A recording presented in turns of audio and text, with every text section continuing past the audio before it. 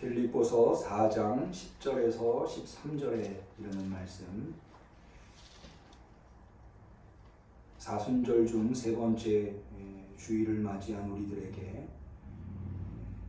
하나님께서 어려운 시대를 살아가고 있는 우리 성도들에게 꼭 필요한 말씀으로 주신 하나님의 말씀인 줄로 믿고 우리 같이 빌립보서 4장 10절에서 13절 말씀을 정성껏 봉독하도록 하겠습니다. 내가 주 안에서 크게 기뻐하는 너희가 나를 생각하던 것이 이제 다시 싹이 나니니 너희가 또한 이를 위하여 생각은 하였으나 기회가 없었느니라. 내가 궁핍함으로 말하는 것이 아니라 어떠한 형편에든지 내가 자족하기를 배웠노니 내가 비천에 처할 줄도 알고 풍부에 처할 줄도 알아 모든 일에 배부르며 배고픔과 풍부와 궁핍에도 일처의 비결을 배웠노라. 내게 능력 주시는 자 안에서 내가 모든 것을 할 수 있느니라. 아멘.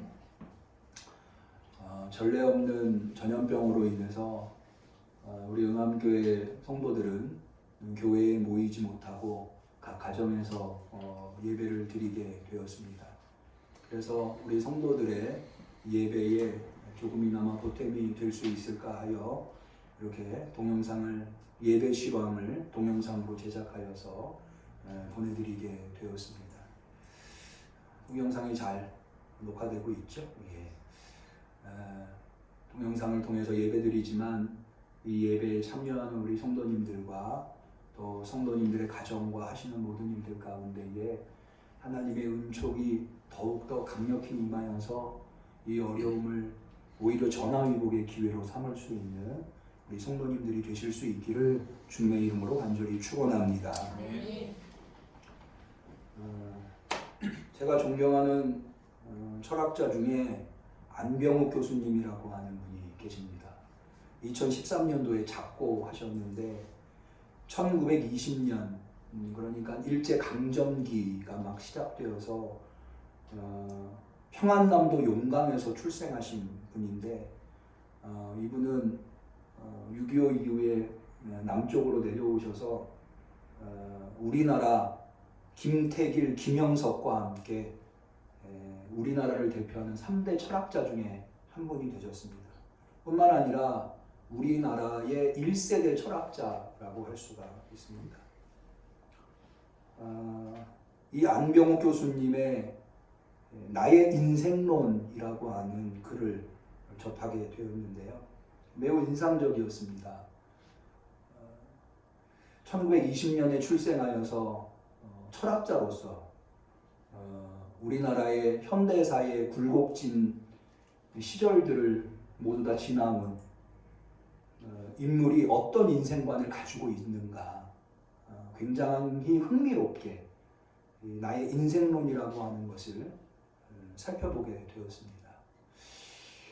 제가 이 안병욱 교수님의 나의 인생론이라고 하는 것을 흥미롭게 보게 된 이유는 요즘 우리가 매우 어려운 시기를 지나고 있는데 이런 어려운 시기에 우리는 어떤 인생관을 가지고 살아야 하는가 굉장히 중요한 것 같아요.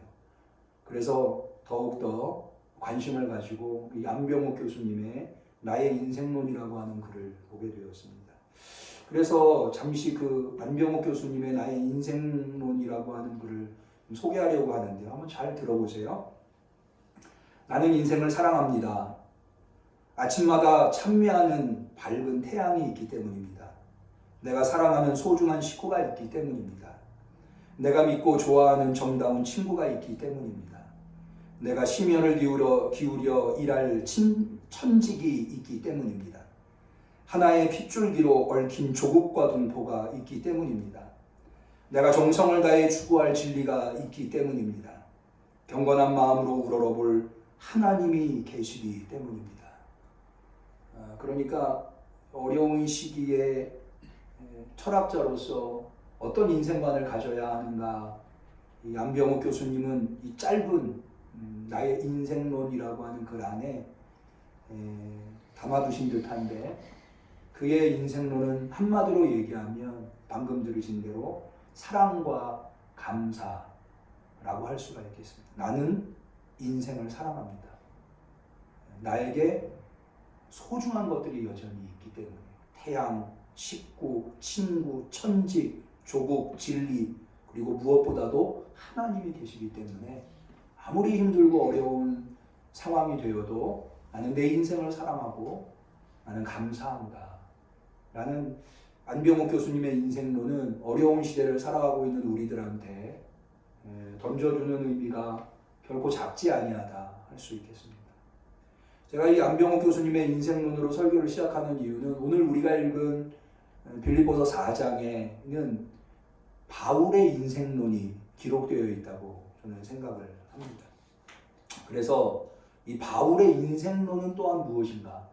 그걸 통해서 어려운 시대를 살아가고 있는 우리 그리스도인들이, 우리 응암교회 성도들이 우리의 삶을, 우리의 인생을 어떻게 직면해야 하는가, 어떤 태도로 대해야 하는가, 그런 것들을 점검해보는 시간이 된다고 한다면 오히려 이 시간이 우리에게 더할 수 없는 소중한 시간이 될 줄로 압니다. 그래서 오늘 본문을 좀 살펴보게 되었는데요. 먼저 이 본문에 바울이 이야기하는 인생관은 세 가지로 정의를 할 수가 있겠습니다. 무엇보다도 첫 번째는 자족하는 것입니다. 11절에 보면 내가 궁핍으로 말하는 것이 아니라 어떠한 형편이든지 내가 자족하기를 배웠노라. 그러니까 바울의 인생관은 자족하는 인생관이었다라고 하는 거죠. 두 번째는 긍정의 인생관, 할 수 있다라는 인생관입니다. 13절에 보면 내게 능력 주시는 자 안에서 내가 모든 것을 할 수 있느니라. 내가 모든 것을 할 수 있다. 모든 것을 할 수 있다고 하는 긍정과 자신감으로 차 있다고 하는 겁니다. 마지막 세 번째로는 기쁨입니다. 10절에 보면 내가 주 안에서 크게 기뻐함이라고 해서 바울의 인생관은 자족과 긍정과 기쁨이라고 하는 단어로 정리를 해볼 수가 있겠습니다. 이것이 가지고 있는 단어적 의미는 우리가 다 알고 있습니다. 그러나 바울이 어떻게 이런 인생관을 가지고 살아왔는가, 이것을 어떻게 바울의 인생관이라고 말할 수 있는가에 대해서 우리가 알려 한다면 지금 바울이 처해 있는 형편을 우리가 좀 살펴볼 필요가 있습니다. 바울은 어떤 상황에서 자족과 긍정과 기쁨을 말하고 있는가? 어떤 상황에서 말하길래 이것을 그의 인생관이라고 말하고 있는가? 말할 수 있는가? 라고 하는 것입니다. 이것을 통해서 오늘날 같이 어려운 시대를 살아가고 있는 우리 그리스도인들은 어떤 인생관을 가져야 하는가를 점검해 보고자 하는 것입니다. 먼저 바울이 빌립보서 4장 빌립보서를 기록할 당시는 대단히 어려운 상태였다라고 하는 겁니다. 무엇보다도 먼저 바울은 투옥 중에 있었습니다. 감옥 중에 있었습니다. 그것을 빌립보서 1장 12절에서 볼 수 있는데요. 바울은 빌립보서 1장 12절 이하에 이렇게 말합니다. 형제들아, 나의 당한 일이 도리어 복음의 진보가 된 줄을 너희가 알기를 원하노라. 나의 당한 일. 그럼 나의 당한 일이 뭐냐? 이어진 13절에 이러므로 나의 매임이 그리스도 안에서 온 시위대 안과 기타 모든 사람에게 나타났으니, 여기에서 바울이 투옥 중에 있다고 하는 것, 감옥에 갇혀 있다고 하는 것을 알 수가 있죠. 14절에 형제 중 다수가 나의 매임을 인하여 주 안에서 신뢰함으로 겁없이 하나님의 말씀을 더욱 담대히 말하게 되었느니라. 다시 말해서 바울이 감옥에 갇히는 것 때문에 오히려 더 다른 어떤 이들이 복음을 담대하게 전하게 되었다라고 지금 바울이 증언하고 있다고 하는 거죠. 이것을 통해서 바울이 지금 감옥에 갇혀 있다고 하는 것을 알 수가 있습니다. 이 바울이 감옥에 갇혀 있다고 하는 것은 오늘날 현대인들이 감옥에 갇힌 것과는 차원이 다릅니다. 왜냐하면 고대의 사람들은 목숨보다도 귀하게 여겼던 것이 무엇인가 하면 명예예요. 자신의 명예. 그 명예를 잃으니 차라리 목숨을 던져버리겠다고 하는 것이 고대 사람들이 가지고 있었던 생각이었습니다.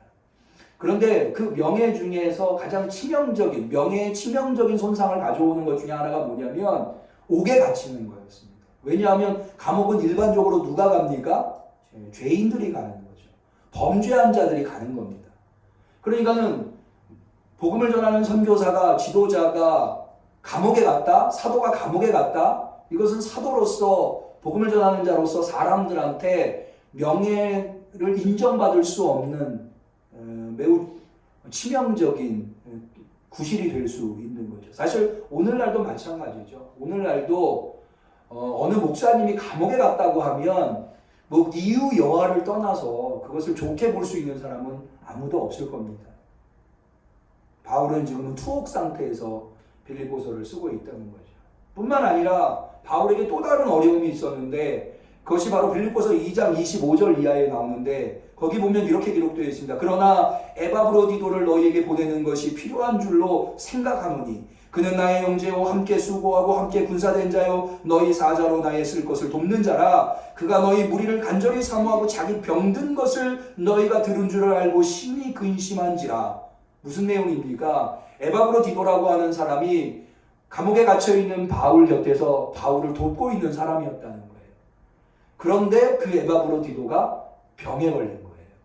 그래서 그 에바브로디도를 빌립보 교회 성도들한테 보낼 수밖에 없는 상황이 되었다고 하는 것.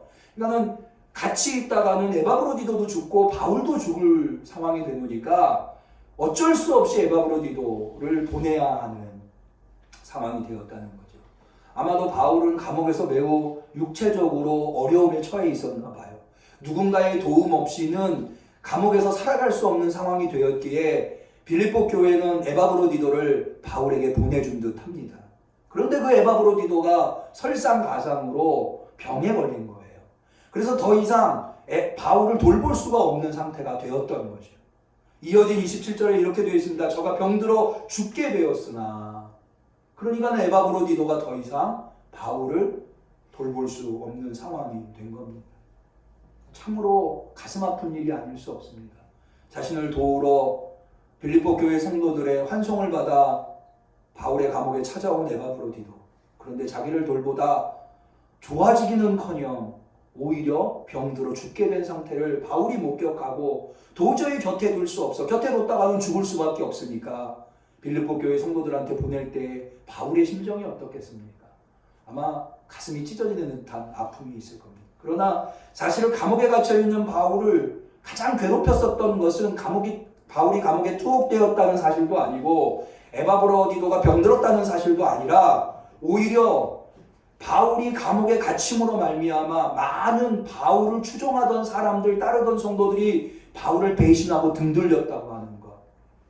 빌립보서 3장 17절 이하에 바울은 이것을 눈물로 고백하고 있는데 형제들아 너희는 함께 나를 본받으라. 또 우리로 본을 삼은 것 같이 그대로 행하는 자들을 보이라. 내가 여러 번 너희에게 말하였거니와 이제도 눈물을 흘리며 말하노니 여러 사람들이 그리스도 십자가의 원수로 행하느니라. 그리스도의 십자가의 원수로 행한다라고 하는 것은 바울을 배신하고 바울이 전한 십자가의 도에서 떠나버렸다라고 하는 것을 이야기합니다. 이것이 너무나 가슴 아파서 바울은 이제도 눈물을 흘리며 말하고 있다. 그러니까는 바울의 육신도 만신창이가 됐고 명예도 만신창이가 됐고 감옥에 갇히고 자기를 돕던 에바브로디도는 병들었고 많은 사람들은 바울을 배신하고 떠나버린 그런 상황에 바울이 지금 놓여 있다고 하는 거죠. 그런 상황에서 빌립보서 4장 10절에서 13절에 내가 주 안에서 크게 기뻐함은이라고 말하는 이 고백은 우리가 평소에 할 수 있는 그런 고백이 아니었다고 하는 것. 그의 내면에 깊숙이 뿌리박고 있는 그 무언가가 지금 고백되고 있다고 하는 것을 알 수가 있습니다. 여기에서 바울의 인생관을 좀 더 자세하게 하나하나 살펴보려고 하는데요. 앞서 먼저 바울의 첫 번째 인생관이 자족이라고 말씀드렸습니다. 그것이 11절에 잘 나와 있는 내가 궁핍함으로 말하는 것이 아니라 어떠한 형편에서든지 내가 자족하기를 배웠다 라고 바울은 이야기합니다. 여기 자족이라고 하는 것은 우리가 일반적으로 생각해 볼 때 어떤 상황에서 그 상황이 비록 힘들고 어려울지라도 거기에 만족하는 것을 우리가 흔히 자족이라고 생각을 합니다. 그런데 바울의 자족은 좀 그렇게 생각하는 것과는 다른 수준의 자족이라고 말할 수 있습니다. 왜냐하면 지금 현재 상황에 만족하는 것으로 끝나는 자족이 아니라 바울은 상황이 어떻게 바뀌든지 상관없이 그 상황에서 자족한다. 자, 우리 다시 한 번 더 볼까요? 11절에 내가 궁핍함으로 말하는 것이 아니라 어떠한 형편에든지 내가 자족하기를 배웠다. 어떠한 형편에든지. 그래서 12절 내가 비천에 처할 줄도 알고 풍부에 처할 줄도 알아 모든 일에 배부르며 배고픔과 풍부와 궁핍에도 일체의 비결을 배웠다. 라고 해서 바울은 상황과 상관없이 어려운 상황은 어려운 상황대로 자족하고 또 풍부해지면 풍부한 상황에서 자족할 수 있는 그런 바울이 바로 오늘 우리가 빌립보서 4장에서 만나는 바울이라고 하는 거죠.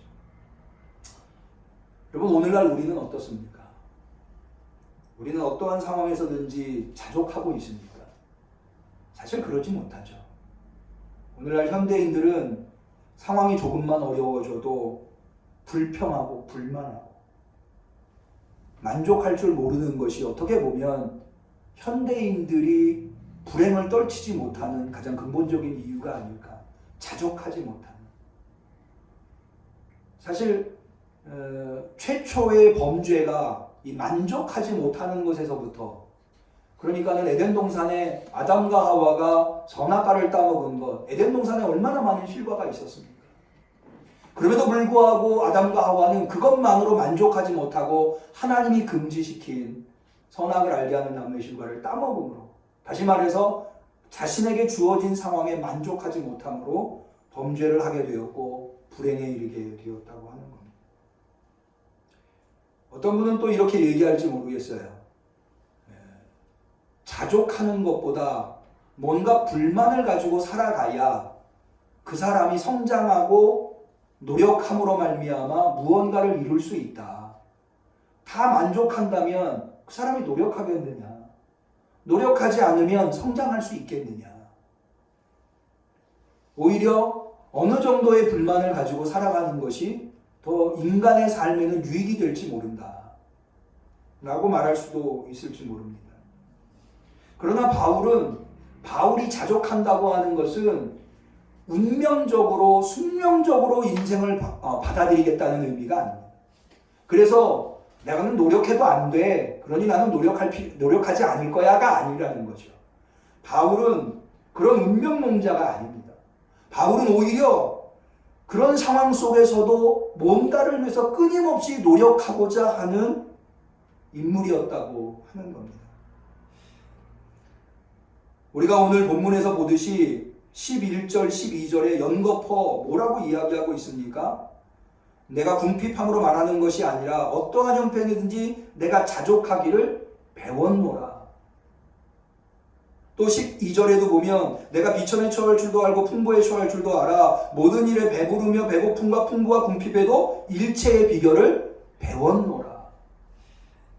그러니까 뭔가를 깨닫고 또 그것을 통해서 뭔가 성숙한 길로 나아가기 위해서 끊임없이 바울은 고민하고 그것을 통해서 깨달음을 얻고 배움을 얻었다고 하는 겁니다.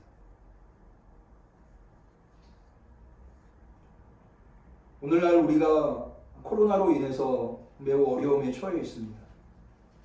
많은 사람들이 중국을 원망하고 정부를 원망하고 신천지를 원망하고 합니다.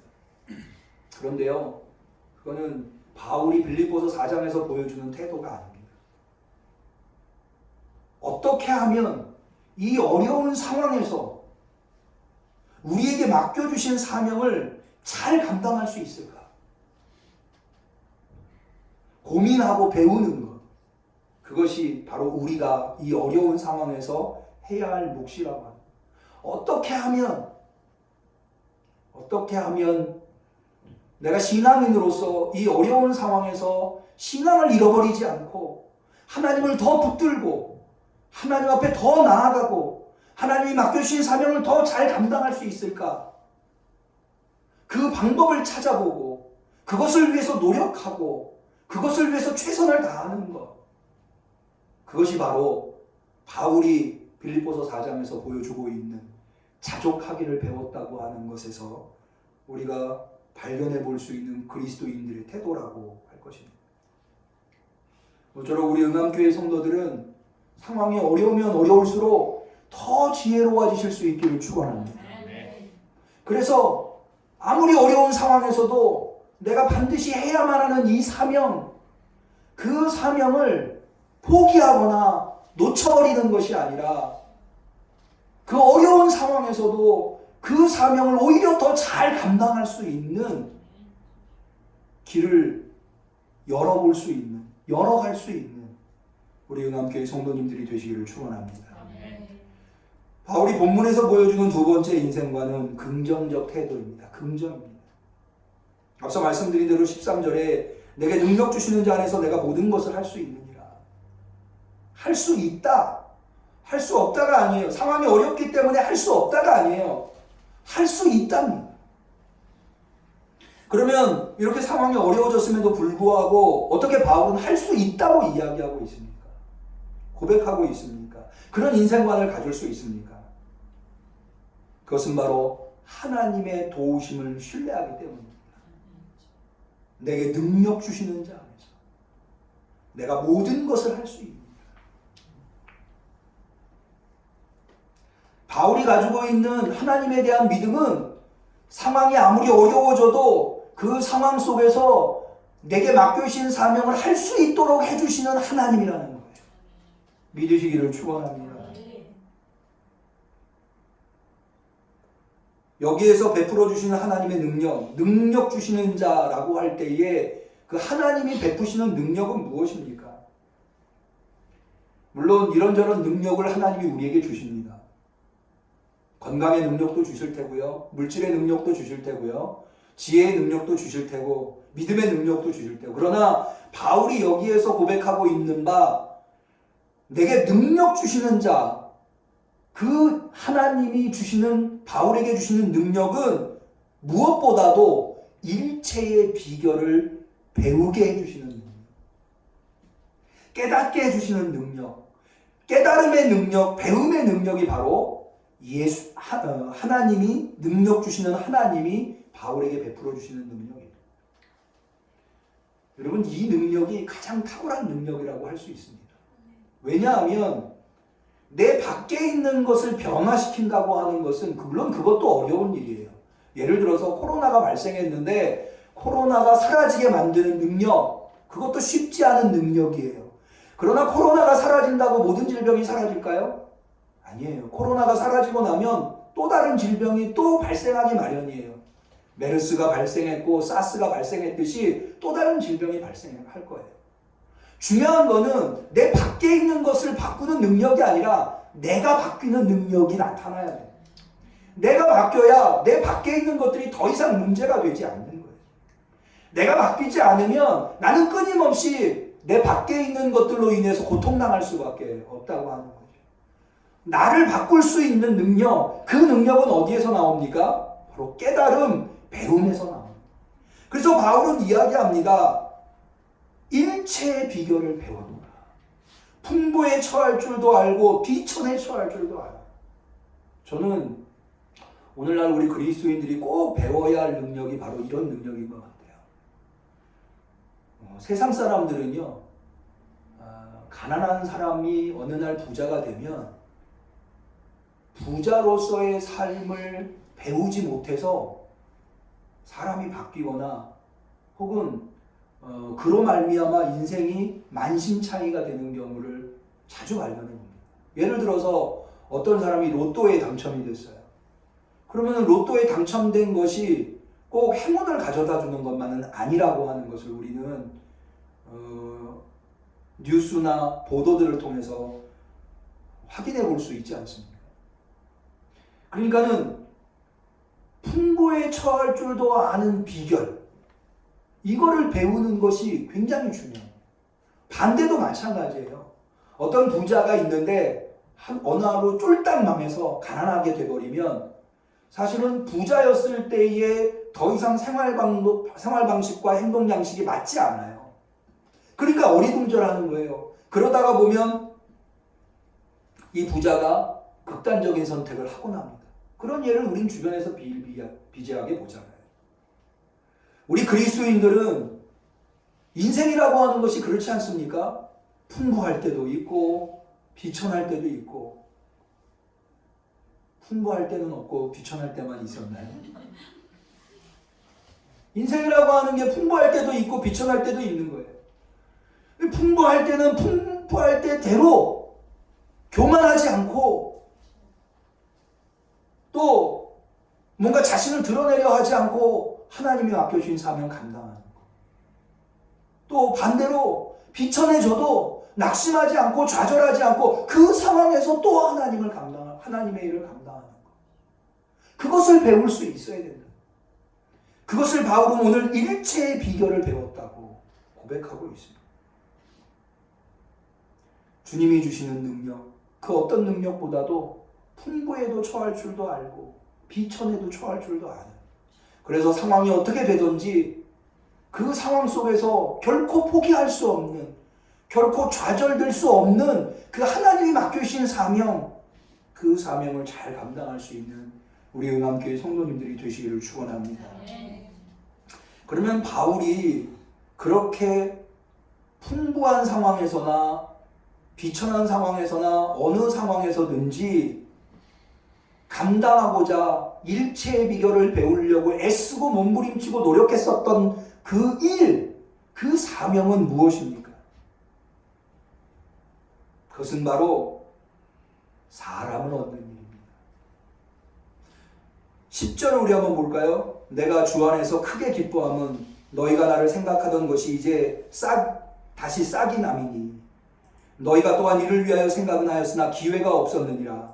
내가 궁핍함으로 말하는 것이 아니라 어떠한 형편에든지 내가 자족하기를 배웠느니. 이게 무슨 얘기냐면요, 앞서 말씀드린 대로 바울이 빌립보서를 쓸 당시에 감옥에 갇혀 있고 그것 때문에 많은 사람들이 바울을 배신하고 등 돌렸어요. 그래서 아마도 바울에게 보내온 선교비가, 빌립보 교회가 바울에게 선교비를 보냈었는데 그 선교비가 끊겼었던 듯합니다. 그랬다가 다시 바울에 대한 사랑이 빌립보 교회 성도들한테서 일어났고 그래서 다시 선교비를 보내온 것 같아요. 그거를 바울은 뭐라고 얘기하고 있는가? 내가 주 안에서 크게 기뻐하면 너희가 나를 생각하던 것이 이제 다시 싹이 남이니 라고 하는 말로 표현하고 있는 듯합니다. 그런데 이렇게 얘기하고 났더니 뭔가 오해가 생길 소지가 있다고 바울이 생각한 것 같아요. 아, 바울이라고 하는 사람이 돈을 좋아해가지고 선교비 오니까는 좋아가지고 이렇게 나 너무 기쁘다 이러고 편지를 썼나 보다 라는 생각을 빌립보 교회 성도들이 할까봐 바울이 하는 얘기가 뭐냐 하면 내가 궁핍함으로 말하는 것이 아니다 라는 이야기를 하고 있는 거예요. 그러니까는 바울에게 중요한 것은 선교비가 왔다고 하는 것보다 더 빌립보 교회 성도들이 바울을 다시 사랑하게 되었다, 생각하게 되었다. 그러니까 오해하지 말아야 할 것은 바울이 지금 기쁘다라고 이야기하는 것은 빌립보 교회 성도들이 돈을 보내줬기 때문에 기쁜 것이 아니라 그것을 통해서 뭘 알게 됐느냐? 바울에게로 사람들이 다시 돌아오게 되었다 라고 하는 것을 알게 되었기 때문에 그것 때문에 기쁘다 라고 하는 것. 그것을 설명하기 위해서 그 다음에 자족하기를 배웠다고 말하며 풍부에 처할 줄도 알고 빌천에 처할 줄도 안다고 말하며 내게 능력 주시는 자 안에서 내가 모든 것을 할 수 있다고 말하는 거예요. 여전히 감옥에 갇혀 있고 에바브로디도는 병들어서 떠나 있고 아직도 많은 사람들이 바울을 배신하고 있지만 그러나 배신했던 사람들이 돌아옴으로 말미암아 바울이 기쁨을 얻게 되었다라고 하는 것. 바울은 물질을 얻어서 기쁜 것이 아니라 사람을 얻어서 기쁘게 되었다고 하는 것. 다시 말해서 복음으로 사람들이 돌아오는 것을 기뻐하는 바울이었다라고 하는 것. 바울은 이 복음으로 사람을 돌아오게 하는 이 일, 쉽게 얘기해서 전도하는 일, 이 일만 이루어진다면 이것이 나에게는 가장 큰 기쁨이라고 빌립보서 1장 12절 이하에 이야기하고 있습니다. 거기 보면 이런 내용이 나와요. 형제들아, 나의 당한 일이 도리어 복음의 진보가 된 줄을 너희가 알기를 원하노라. 이러므로 나의 매임이 그리스도 안에서 온 시위대 안과 기타 모든 사람에게 나타났으니 형제 중 다수가 나의 매임을 인하여 주 안에서 신뢰함으로 겁없이 하나님의 말씀을 더욱 담대히 말하게 되었느니라. 바울이 감옥에 갇힘으로 말미암아 많은 사람들이 복음을 전하는데 그들 중에 어떤 사람들이 있었는가 하면 어떤 이들은 투기와 분쟁으로, 어떤 이들은 착한 뜻으로 그리스도를 전파하나니 이들은 내가 복음을 변명하기 위하여 세움을 받은 줄 알고 사랑으로 하나. 그런 사람들이 있다. 바울을 사랑해서 바울 대신해서 바울이 전하던 복음을 전하는 사람들이 있는가 하며 바울과 경쟁하듯 마치 바울이 이때까지 전도를 잘하는 사람이었는데 이제 감옥에 갇혔으니까 내가 바울의 빈자리를 내가 메꿔서 내가 명성을 얻어야 되겠다. 이렇게 투기하는 마음으로 복음을 전하는 사람들이 있었다라는 거예요. 그런데 바울은 뭐라고 이야기하는가 하면 18절에 그러면 무엇이며 외모로 하나 참으로 하나 바울과 경쟁하면서 복음을 전하는 사람이든지 바울을 사랑해서 바울 대신에 내가 복음을 전하려고 하는 사람이든지 상관없이 무엇이뇨 외모로 하나 참으로 하나 무슨 방도로 하든지 전파되는 것은 그리스도니 이로써 내가 기뻐하고 또 기뻐하리라. 바울이 가장 기뻐하는 건 뭐냐? 복음이 전파되는 것. 자신이 감옥에 갇히는 것, 그것 때문에 많은 사람들이 복음을 전하는데 누구는 바울을 시기해서 복음을 전하고 누구는 바울을 사랑해서 복음을 전하고 그러면 그래도 상관없다는 거예요. 복음만 전파될 수 있다고 한다. 그러니까 바울은요, 명성을 얻는 것, 물질을 얻는 것보다 가장 중요한 것을 사람을 얻는 것, 복음을 전함으로 말미암아 그 사람들이 구원받게끔 하는 것, 그것이 바로 바울의 그 비천에서도 비천할 때도 해야 할 일이고 풍부할 때도 해야 할 일. 그래서 내게 능력 주시는 자 안에서 내가 모든 것을 할 수 있는, 여기 모든 것이라고 하는 것은 바로 사람들에게 복음을 전하는 것입니다. 이 모든 것이라고 하는 것이 12절에도 한 번 더 나오는데요. 내가 비천에 처할 줄도 알고 풍부에 처할 줄도 알아 모든 일에 배부르며 배고픔과 풍부와 궁핍에도 일체의 비결을 배웠다 라고 해서 바울에게 전도는 모든 것 모든 일이었다는 거예요. 바울뿐만이 아닙니다. 예수님이 바로 그러한 삶을 사셨습니다. 예수님은 제자들한테 이렇게 말씀하십니다. 예수께서 이르시되 건강한 자에게는 의원이 쓸데없고 병든 자에게라 쓸데있노라. 내가 의인을 부르러 온 것이 아니라 죄인을 부르러 왔노라. 예수님께서 죄로 말미암아 멸망에 이르는 사람들을 구원으로 인도하는 것, 그것을 위해서 오셨다는 거예요.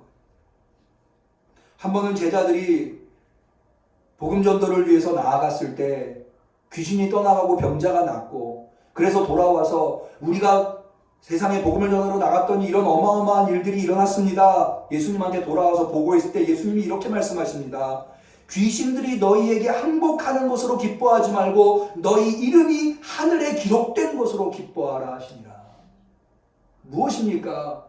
내게서 뭔가 능력이 나와서 귀신이 떠나가고 질병이 낫고 이런 것이 우리의 기쁨이 아니라, 물론 그것도 기쁨이지만 우리의 참된 기쁨은 무엇이 되어야 하느냐? 멸망받을 사람들의 이름이 생명책에 기록되는 것, 그것이 우리의 참된 기쁨이 되어야 된다고 하는 겁니다.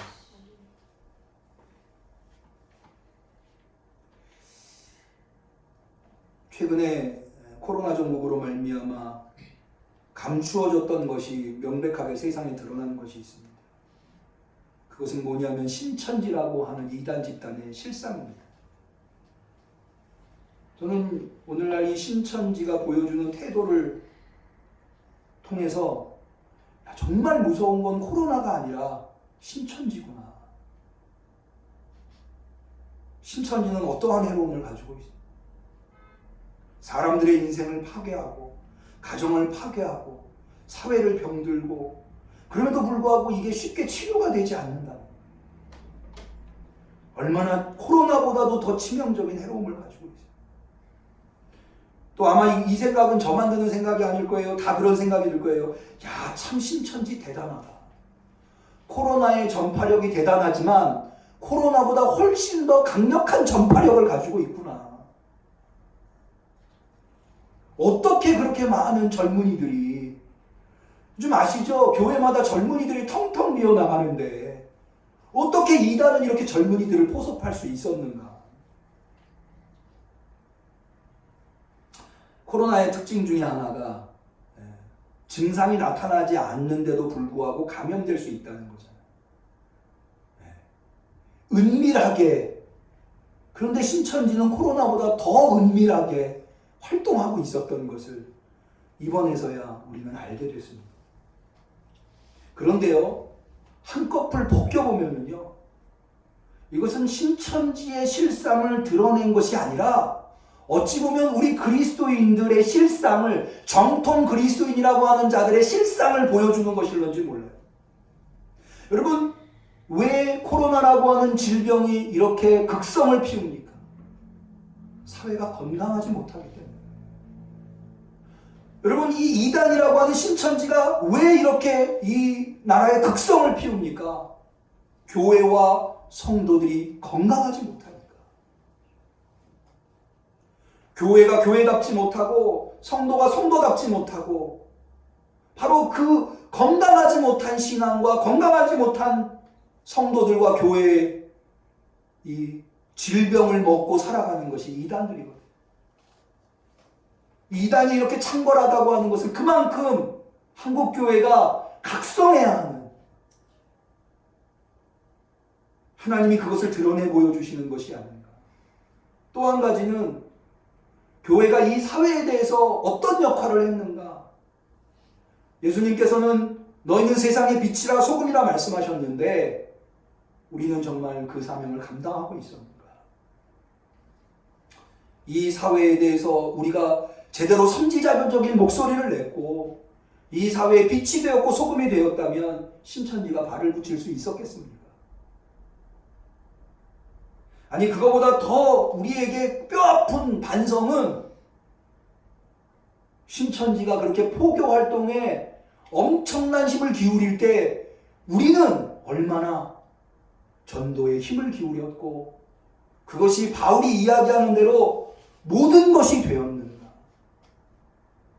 우리가 그것에 소홀할 때에 신천지는 그 소홀함을 타서 이렇게 포교 활동으로 뻗어나간 것이 아닌가.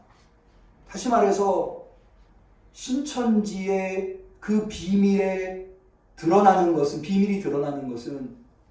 우리 정통 그리스도인이라고 주장하고 있고 그것을 내세우고 있는 교회와 성도들의 치부가 드러나고 있는 모습이 아닌가 라는 생각을 해보게 되었습니다. 말씀을 맺고자 합니다. 우리는 지금 예전에 경험하지 못했었던 어려운 시대를 살아가고 있습니다.